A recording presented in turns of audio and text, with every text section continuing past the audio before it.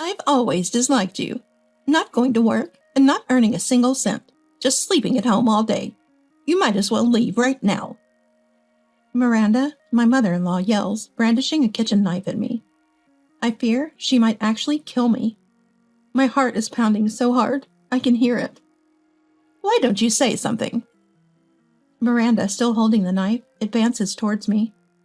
If I keep quiet, she might actually stab me. Oh, okay, I understand. Please lower the knife. I'm begging you. Miranda accuses me of not earning anything, but in reality, it's my husband Frank who hasn't brought in a single cent. I'll make her regret kicking me out. Rewinding to 2 years back then, I lived in Frank's in-laws' house with him and Miranda, just the three of us. Karen, I'm really grateful you moved into my parents' home. Thank you, Frank said, expressing his gratitude. After father-in-law suddenly passed away from a stroke, we started living in the in-laws' house.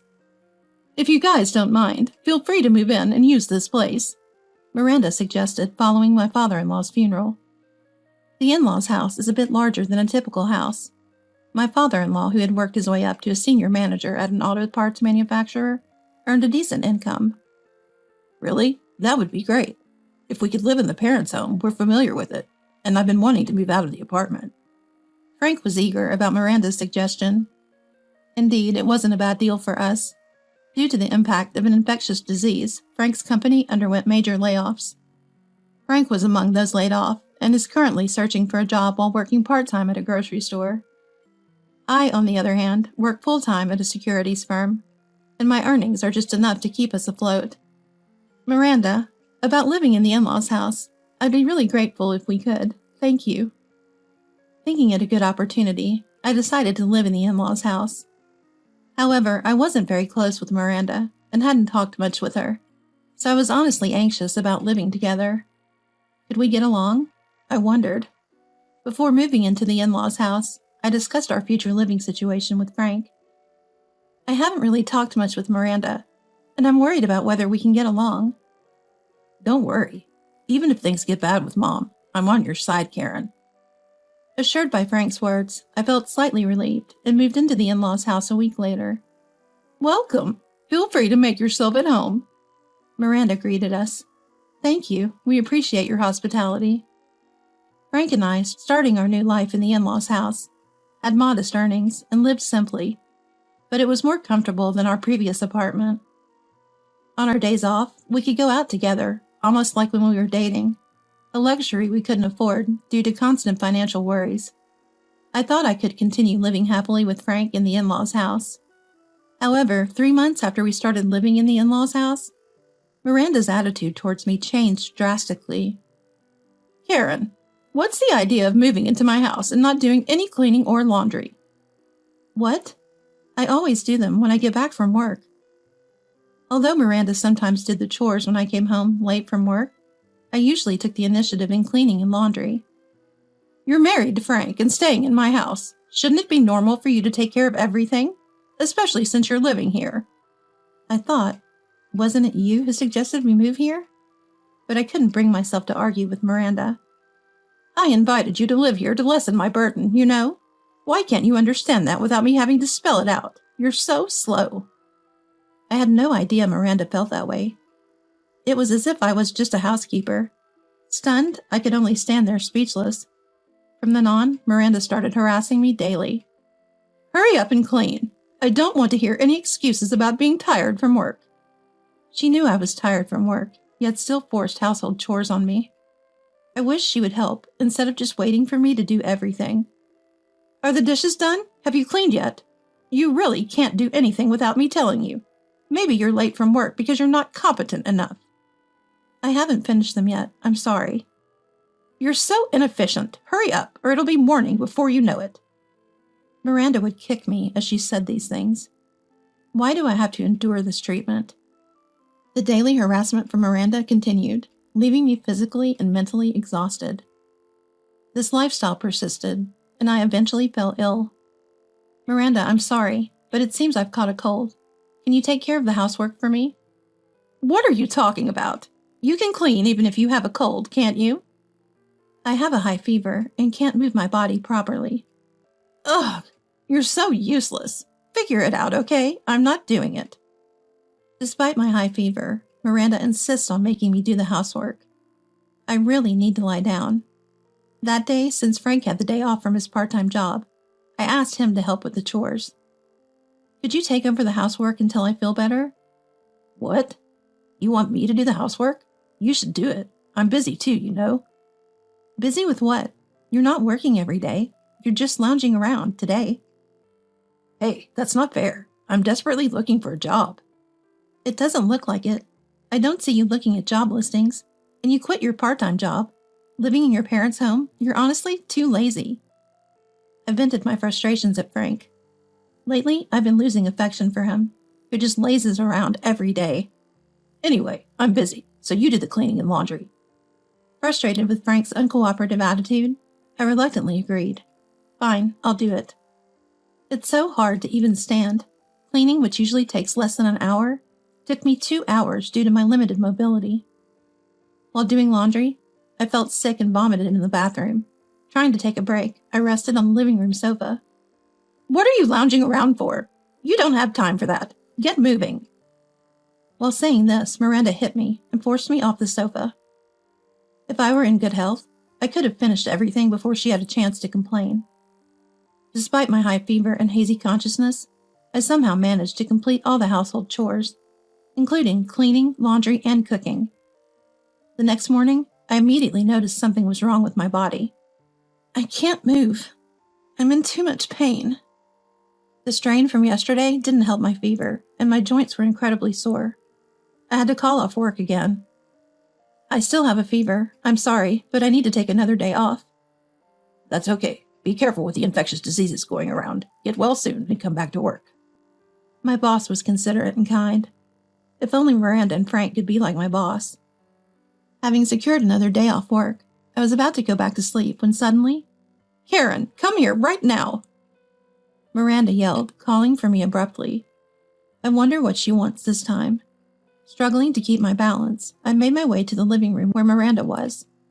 What's wrong? I was just about to go to bed because I'm not feeling well. Why are you home at this time? Usually you would have gone to work by now. I noticed your car was still here and wondered what happened. Looking at the living room clock, it was 8:30 a.m. Indeed, by this time, I should have already been at work. Yes, that's true, but I think I overdid it with the housework yesterday, and my fever hasn't subsided, so I took another day off. What? Are you saying it's my fault? I'm not saying it's your fault, but if you had helped with the chores, maybe I could have rested and wouldn't need to take another day off.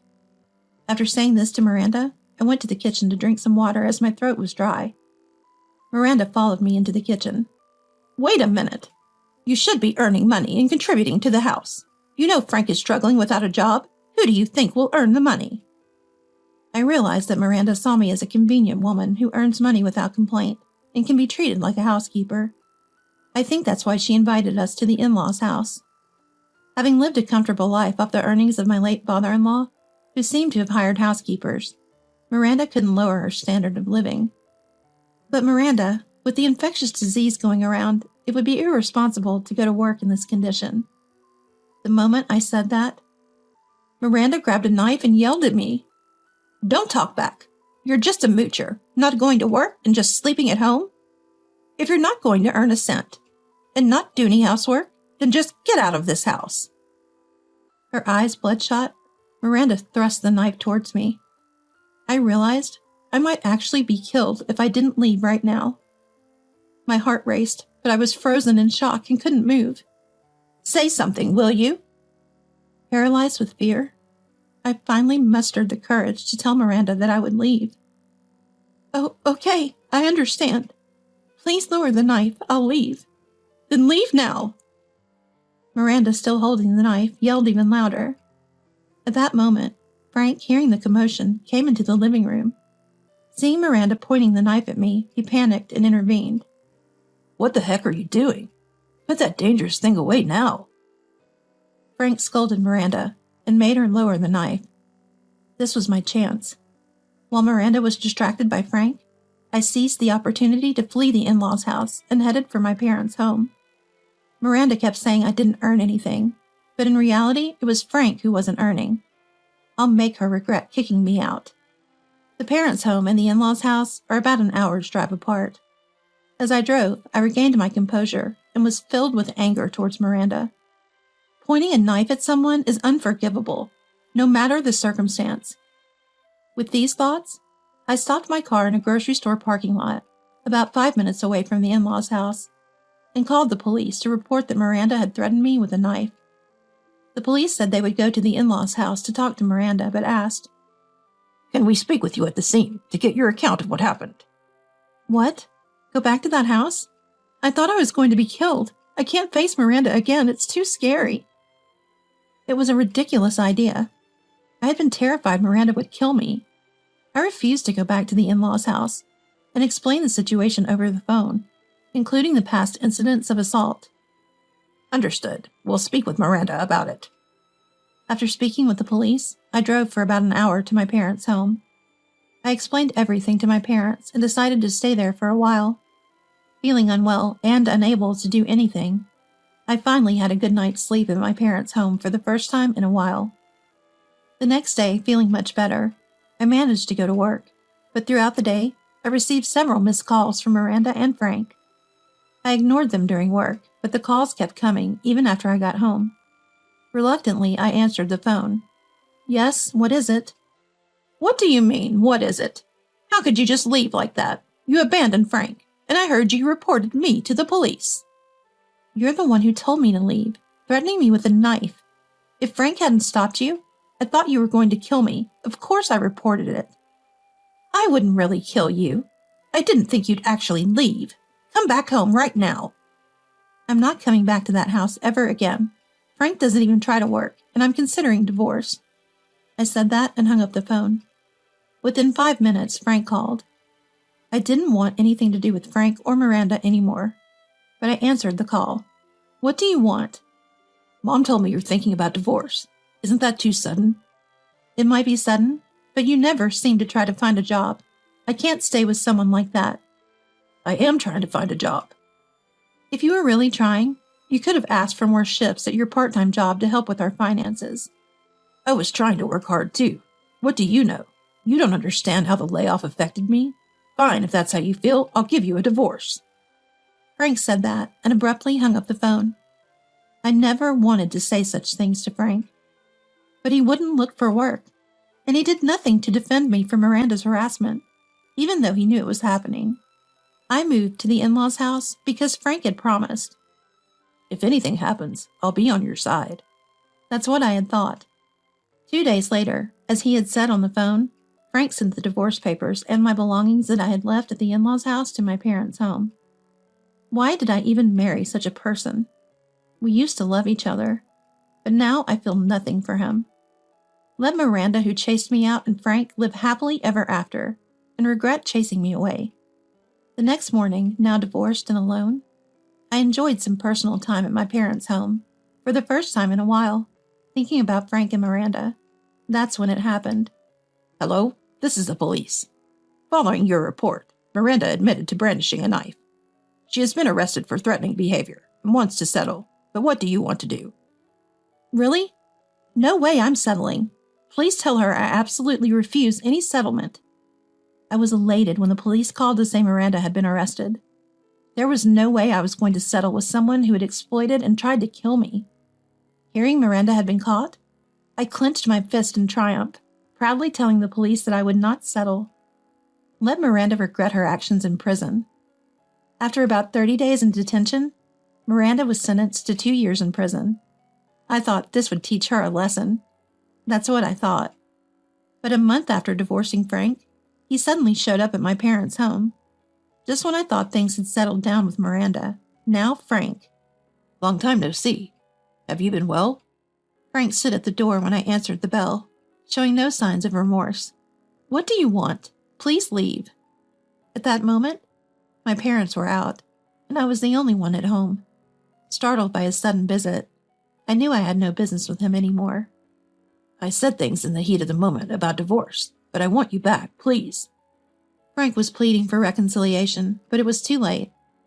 "I have no intention of coming back. Besides, we're already divorced." Please don't say that. Can't you come back? In the end, Frank begged me to return to the in-laws' house crying. Concerned about being watched by the neighbors, I let Frank inside to talk. So, as I asked earlier, why did you just show up out of the blue? I don't have anything to do with you anymore, and your sudden visit is troubling. Actually, Frank started to speak slowly in response to my question. Since you left, I've had no income and can't sustain a living. That's why I was wondering if you could come back. How much more useless can this man be? He agreed to the divorce, and now he's asking me to return because he has no money? That's too convenient. Why don't you just work hard yourself instead of expecting me to come back? Well, that's true, but I haven't found a job yet. I'm really trying. I think I'll find something soon. Please. There's no way I'd return to the in-laws' house after all this. Frank, do you really expect me to believe that now? I've been asking you to work ever since we were married, and you still don't have a job. You probably think I'll come back if you say anything. There are plenty of part-time or contract jobs, even if you can't get a full-time one. It's clear you just don't want to work. Plus, Miranda threatened me with a knife, and I was genuinely scared. If I return to the in-laws' house, it'll be the same as before.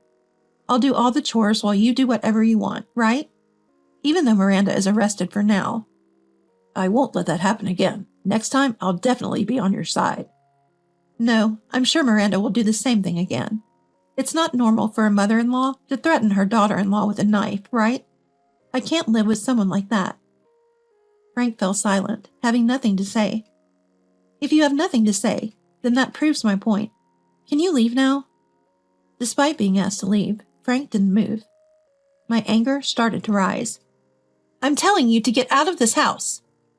Startled by my shouting, Frank hurriedly left my parents' home. Although he left quietly that day, he began showing up at my parents' home every week, begging me to come back, regardless of whether my parents were home or not. My parents even said his behavior was abnormal. Karen, just come back, will you? Frank's yelling could be heard from the doorstep one day. Again, he shows up without learning his lesson. It's a nuisance to the neighbors, and I wish he would just give up. No matter how many times he comes, the result will be the same. I'm not going back. Please stop. It's bothersome when you show up unannounced like this. A phone call or a message would be more appropriate. But a call or a message wouldn't convey our feelings, right? There's meaning in meeting face to face and saying it directly. Despite my protests, Frank only insisted on me coming back. It was clear he didn't want to work anymore and was only after my earnings. So you say you're just after my money, aren't you? I don't want to see you anymore, so don't come here. If you come again, I'll call the police. I threatened to call the police to make him leave, but knowing Frank, he might keep coming back to my parents' home. Thankfully, Frank didn't show up at my parents' home for a while after that. It seemed he finally gave up. I was on the verge of losing my temper with Frank, who had become almost like a stalker. Just when I thought I was free from Frank, he called me a week after I moved. So you really have no intention of coming back? How many times do I have to tell you? It's annoying. Fine, then I'll kill you and myself. Why should I be killed by him? I haven't done anything wrong. Finally, I exploded with all the pent-up emotions and anger. Why should I be killed by you? Bring it on. A worthless man like you, who doesn't work and relies on a woman's income, can't kill anyone. No, I wasn't serious. Don't say such things in the first place. I've been putting up with you, but you're an awful man. If you want to die, do it alone. Don't drag me into it anymore. I said this forcefully over the phone. Okay, I won't say that anymore. It's too late. I'm reporting to the police that you threatened to kill me. I hung up the phone, thinking that would make Frank behave. As I told him, I reported to the police that Frank had threatened me. My ex-husband said he would kill me. Is that so? Where is this ex-husband of yours? I think he's at the in-laws' house. We need to hear more about this. Could you come to the station? At the police station, I explained the situation. Even after our divorce, he's been showing up at my house every week. I told him we're divorced and I don't need him to come anymore. Then one day, he called, demanding reconciliation, and when I refused, he threatened to kill me. Would you like us to arrest your husband if his statement matches yours? The police asked me. Yes, I would prefer that. He's been acting like a stalker, and I honestly want him arrested as soon as possible. After telling the police this, I left the station. That night, I received a call that Frank had been arrested. Is this Karen's phone? Yes, what happened? We've confirmed from Frank, your ex-husband, that he did indeed say he would kill you. He hasn't harmed you, but considering your fear, we've arrested him. Finally, I would no longer be harassed by Frank and Miranda. I was so relieved that I danced on the spot when I received the call from the police. Really? Thank you. Now I can finally relax. After hanging up, I felt glad that I had never given in to Frank and Miranda. I shuddered to think what might have happened if I had returned to the in-laws' house. They were people who could threaten with a knife and uttered death threats. Eventually, both were arrested, bringing me peace of mind. Frank always relying on my earnings without working, and Miranda constantly harassing me with household chores, had dug their own graves. If Frank is charged with threats, he might face 2 years in prison just like Miranda. They should reflect on their actions in jail. Later, Frank was indeed convicted for his threats and sentenced to jail, joining Miranda for a 2-year sentence. This brought me a sense of calm. However, there's a chance they might come to my house or my parents' home after being released. Considering this, I decided to move with my parents. Dad, Mom, if we stay here, they might come back. Should we move? Yes, it's a shame to leave our home, but your safety is more important. Let's move. Dad said that our lives are more important than clinging to our parents' home and decided to move. This way, even if they get released, nobody will be living in my parents' home anymore, and they won't know where we've moved to, so we'll be safe. 2 years later, when Miranda and Frank were due for release, they hadn't come to my new place. I had changed my phone number and email address so they couldn't contact me. During that time, about a year after Frank went to jail, I remarried a man I met through work.